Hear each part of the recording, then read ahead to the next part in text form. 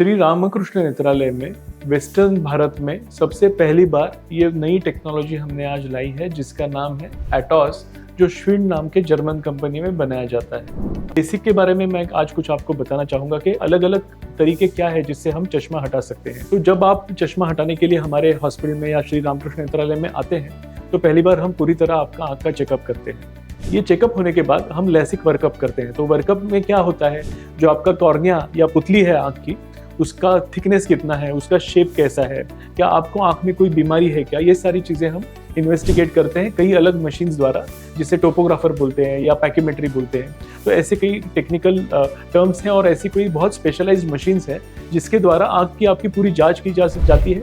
और इस जाँच के बाद हम तय करते हैं कि आपके लिए सबसे सेफ या लॉन्ग टर्म जो एप्लीकेबल रहेगा ऐसा कौन सा तरीका है। मैं कुछ आपको अब लैसिक के बारे में बताना चाहता हूँ। तो कई लोगों को लैसिक ये टर्म पता होता है, बट लैसिक क्या है ये पता नहीं होता है। तो लेसिक में बेसिकली कॉर्निया रीशेप किया जाता है।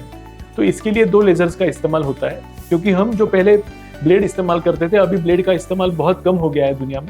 अभी ये टेक्नोलॉजी और ये सर्जरी पूरी तरह लेजर से की जाती है। तो इसके लिए 2 लेजर का उपयोग किया जाता है, जो ट्रेडिशनल लेसिक होता है। तो फर्स्ट लेजर है फेम्टोसेकंड लेजर। तो ये फर्स्ट लेजर से अपनी जो पुतली या कॉर्निया है उसमें बहुत एक पतला फ्लैप क्रिएट किया जाता है, जो कई ऑलमोस्ट 15 से 20 सेकंड में पूरा हो जाता है। और ये सर्जरी भी सिर्फ ड्रॉप डाल के ही होती है, ये बिल्कुल पेनलेस होती है।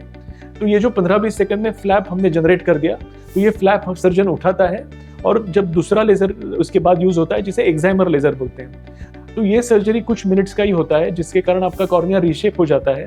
और नॉर्मल आदमी में जैसे कॉर्निया बाहर से आने वाली लाइट रेटिना पे फोकस करता है, वैसे ही अब आपकी आंखों में सर्जरी के बाद वो कॉर्निया लाइट पर्दे पे फोकस करना शुरू कर देता है, जिसके कारण आपको चश्मे की या कॉन्टैक्ट लेंस की अब जरूरत नहीं पड़ती है और दूर की दृष्टि साफ हो जाती है। लेकिन अभी ये जो टेक्नोलॉजी है उसके बाद कुछ काफी रिसर्च हुआ और उसके बाद अभी और नई टेक्नोलॉजी उभर के आई है, जिसको एटॉस कंपनी ने लाया है, जो जर्मन कंपनी है।